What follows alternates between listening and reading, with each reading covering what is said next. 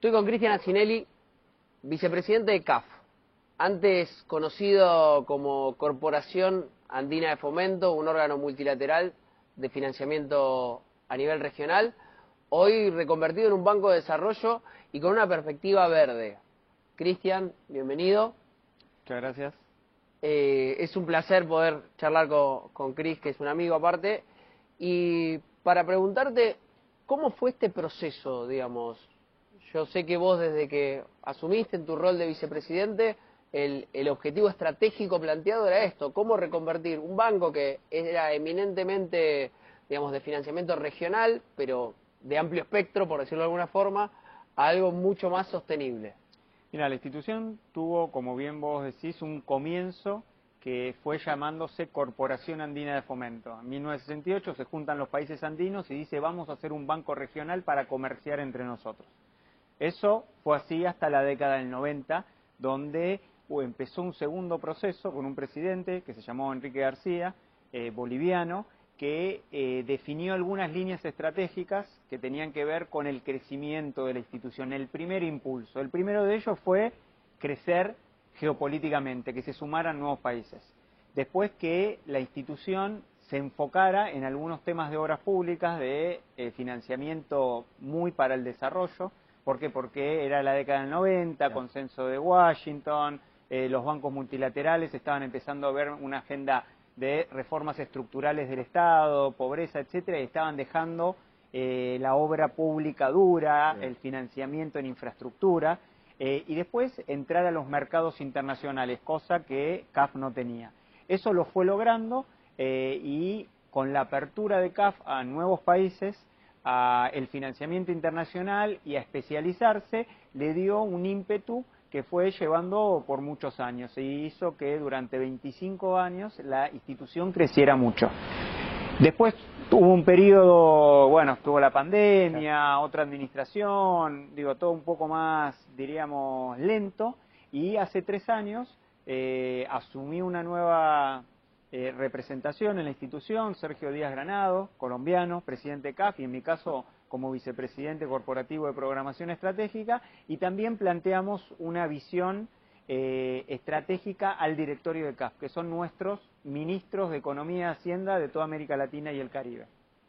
Les dijimos: vamos a hacer crecer más la organización. En estos 3 años pasamos de 17 países a 25 y estamos proyectando 28 a fin de año, principio del año 2025. Crecimos desde el punto de vista del financiamiento internacional porque tenemos las mejores calificaciones en la historia de CAF.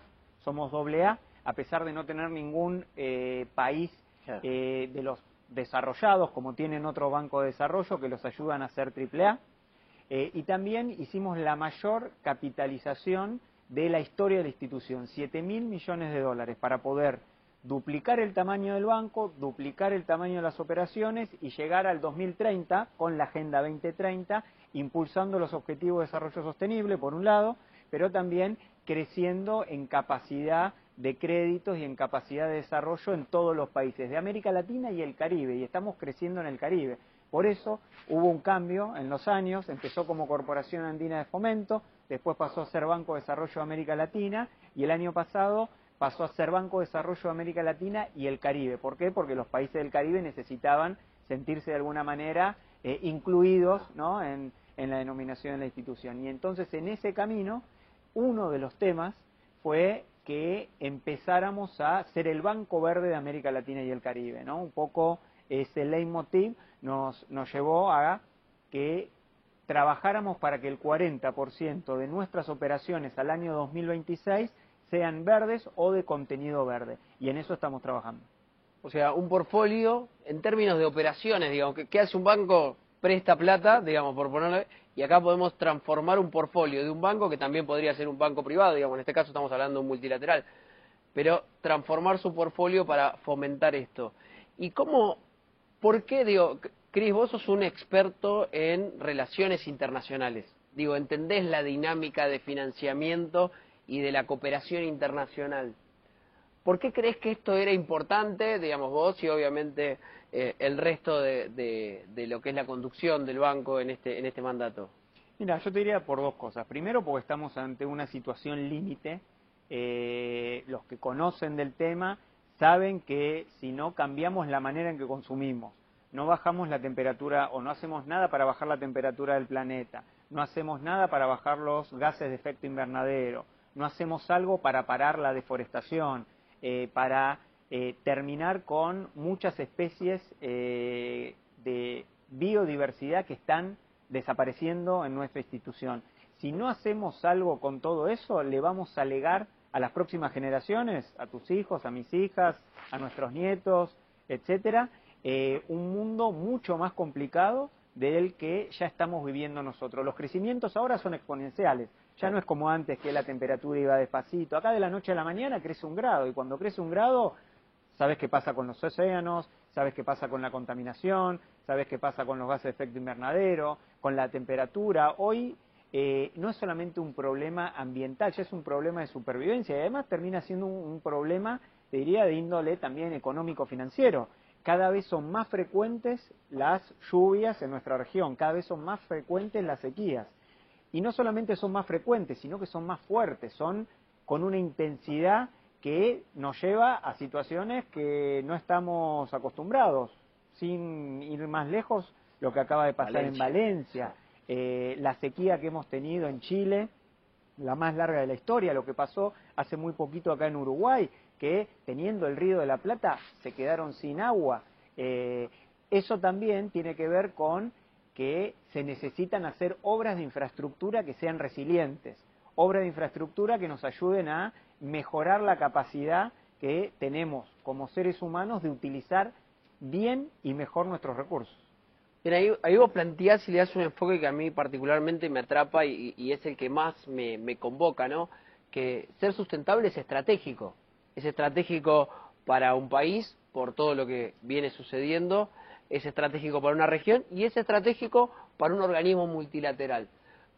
¿Cómo notás vos esto en materia de multilateralismo con la lógica de, bueno, vos tenés el BID, el Banco Mundial, un montón de otros bancos, digamos, ¿se es consciente de esta situación? Digo, ¿es una iniciativa global de todos los bancos de cooperación? Yo te diría que hay una conciencia global y se vio hace unas semanas atrás en Naciones Unidas, en la semana de la Asamblea General, donde casi por unanimidad, se votó el Pacto del Futuro, el Pacto de las Nuevas Generaciones y también incluyeron temas de inteligencia artificial, etcétera. Sabemos que los objetivos de desarrollo sostenible vamos a llegar al 2030 y no los vamos a ver cumplidos. Sabemos que tenemos que acelerar. Hay una conciencia global sobre el tema, pero todavía sigue rigiendo, te diría, en muchos líderes de la región, un discurso que sí va sobre ese camino, hay que hacer esto, tenemos que mejorar, hay que alcanzar los objetivos que nos hemos planteado, etcétera, pero la dinámica del trabajo para alcanzarlo no va a la velocidad que se necesita. Por eso es tan importante trabajar junto al sector privado. Esto no lo puede hacer solamente el Estado. El Estado puede ayudar, el Estado puede sentar algunas bases, pero esto es un trabajo conjunto entre el Estado, el sector privado, organizaciones de la sociedad civil, pero también un trabajo de concientización de la gente.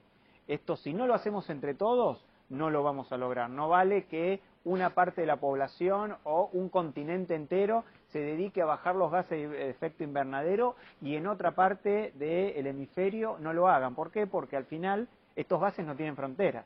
Son como los recursos hídricos, ¿no? Muchas veces los ríos pasan y tampoco tienen fronteras. Si no somos conscientes de que esto es un esfuerzo colectivo, de que esto, como dice el Papa Francisco, es una casa común, que la tenemos que cuidar entre todos, no vamos a poder. Esto es, no sé, vamos a hacer una metáfora un poquito más, quizás bajada a tierra, es como un consorcio de propietarios. Si vos tenés un problema en el tercero A, que cae agua y le cae el del segundo, y vos como propietario, bueno, como a vos no te cae la gota abajo, no te importa, no dejas entrar al plomero para que arregle, bueno, en algún momento vas a tener un problema vos también, porque ese problema va a hacer que el segundo pase al primero y que la situación vaya empeorando. Digo, quizás es muy básico lo que te estoy diciendo, pero lo tenemos que entender de esta manera. Si no cambiamos cómo consumimos, qué consumimos y cómo lo hacemos, no vamos a poder tener, te diría, un final feliz. Va a ser un final muy feo para la sociedad, donde, de nuevo, nuestros hijos van a vivir en un planeta que, o sea, van a tener inundaciones, catástrofes climáticas, problemas económicos, porque vos imaginate, vos viste las imágenes tan terribles de Valencia el otro día, los autos apiñados, digo, las pérdidas humanas, las pérdidas en infraestructura, están viendo a ver si las casas, los edificios se van a poder sostener, etcétera. Eso también es parte de un subdesarrollo, ¿no? Y estamos hablando de países desarrollados a priori, que van a tener un problema, o cuando fue el huracán Katrina, ¿no? Sí, claro. En un área de Estados Unidos, país desarrollado, pujante, el primer mundo, etcétera, parecía una zona de guerra, etcétera, y eso pasa también en el resto de los países. Necesitamos, sí o sí, concientizarnos y trabajar en conjunto entre los distintos actores. Cris, vos ahí mencionabas la encíclica Laudato Si, que para mí tuvo como dos perspectivas, ¿no? La primera, obviamente que un líder como el Papa se manifieste sobre los problemas para con la casa común me parece muy impactante, digamos, muy movilizante. Pero tuvo otra cosa que uno espera, o quizás creía que una encíclica tenía un contenido más bien religioso. Y yo creo que rompió esa lógica planteando un contenido científico y más razonable en el marco, más cerca del marco de la razón que de la creencia, que el lado de la fe. Yo creo que ahí, viste, cuando se plantea creer o no creer en el cambio climático, decís, bueno, pero no es cuestión de fe, es cuestión de ciencia.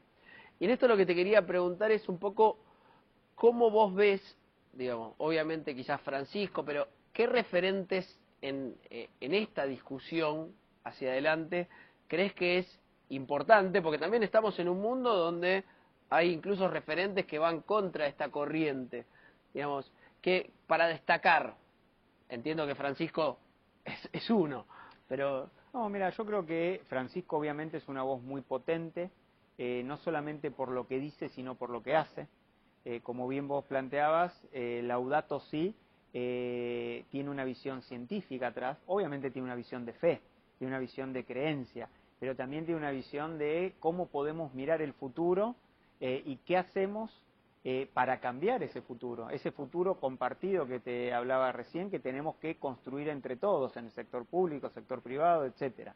Entonces, hay muchos referentes en distintos sectores, en el sector de los líderes políticos, líderes sociales, líderes empresariales que también están empezando a tomar conciencia de eso y hacer que sus empresas sean más sustentables, encuentren la manera de hacer un equilibrio entre las ganancias económicas, financieras, pero también las ganancias sociales, las ganancias ambientales, porque al final esto termina siendo un sistema, es un combo. No es, bueno, arreglo un pedacito y que el resto no importa. Sí. Tengo pintada la pared, pero si atrás hay humedad, y en algún momento va a salir. Entonces, hay muchos referentes, hay mucha gente que lo está haciendo muy bien, pero de vuelta, la mirada tiene que ser colectiva. Si no nos concientizamos que esto es un granito de arena, una gotita de agua que tenemos que poner entre todos, no va a servir, no va a alcanzar y no vamos a poder hacer el cambio necesario. El Papa, ahí que lo citabas, una vez hablando con jóvenes, le preguntaron qué había que hacer con este mundo, había que ser optimista o pesimista. Bueno, ahí se empezó toda una discusión, obviamente muchos dijeron no, hay que ser optimista, y cuando le preguntaron a él, bueno, ¿y usted qué piensa que tiene que ser? No, yo creo que no hay que ser ni optimista ni pesimista. Pesimista, ¿por qué? Porque son esas personas que dicen, no, está todo mal, nos va a ir mal, no lo vamos a poder hacer, no lo vamos a lograr. Bueno, optimista, no, bueno, está todo bien, no pasa nada. Digo, lo que hay que tener es esperanza. Esperanza del que espera de que las cosas pueden pasar.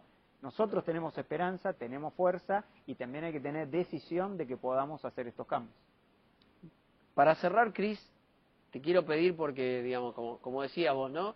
Digo, uno también en parte cuando emprende este camino o piensa quizás en lo que nuestros faros son nuestros hijos. Vos decís, che, no le quiero dejar un mundo peor a mis hijos, sino todo lo contrario, y por eso damos estas discusiones, estas acciones y demás. Quizás si yo tendría que pensar en qué mensaje le daría a mis hijos para que lo vean en el futuro, les diría los que, como cuando dijo Messi después de perder contra Arabia, quédese tranquilo que este equipo no los va a dejar a gamba. Pero pensando en eso, ¿qué les dirías vos a las próximas generaciones como este mensaje de esperanza? Yo lo dividiría en dos. Primero les pediría disculpas a las próximas generaciones, porque por más que hagamos un esfuerzo grande, el daño ya está hecho. Digo, nuestra generación y quizás las generaciones anteriores le han hecho un daño al planeta que en muchos casos no tiene retorno. Lo que sí tenemos que hacer y trabajar para las próximas generaciones es en no causar más daño, en decirles, disculpa por lo que hicimos, nos dimos cuenta que hemos cometido muchos errores, no lo vamos a volver a hacer y vamos para adelante. Creo que el mensaje tiene que ser esperanzador, de futuro, de mirada de largo plazo, pero tomando las decisiones ya que son difíciles de tomar, porque en algunos casos son decisiones financieras, económicas, ¿no? Dejás de producir tal cosa porque si lo seguís produciendo no vas a poder. Digo, tenés que buscar un punto intermedio, porque la gente tiene que seguir teniendo trabajo, la gente tiene que poder seguir consumiendo, la gente tiene que seguir teniendo un buen nivel de vida, los que están en la pobreza los tenemos que sacar de la pobreza. Por eso la importancia también de temas como la transición energética. En los países europeos, para ellos es un tipo de transición, para nosotros tiene que ser una transición energética justa, tomando en cuenta los recursos naturales que tenemos, cómo los usamos para hacer esa transición. Sí, coincido y creo que definitivamente tenemos un desafío muy grande por delante. Por suerte, bueno, y esto lo digo a título personal, por suerte me enorgullece que organizaciones como CAF tomen el rol protagónico que implica este momento y que vos podés ver acciones concretas. Que esto no es una discusión etérea, que es... obviamente hay filosofía, hay cuestiones filosóficas, pero hay cuestiones concretas que tenemos que cambiar y como bien vos decías, ¿no? Hay que modificar un modelo que nos trajo hasta acá y que con todos los errores que tenemos que aceptar, tenemos que cambiar. Cris, muchas gracias y bueno. Gracias a vos y será sustentable. O no será.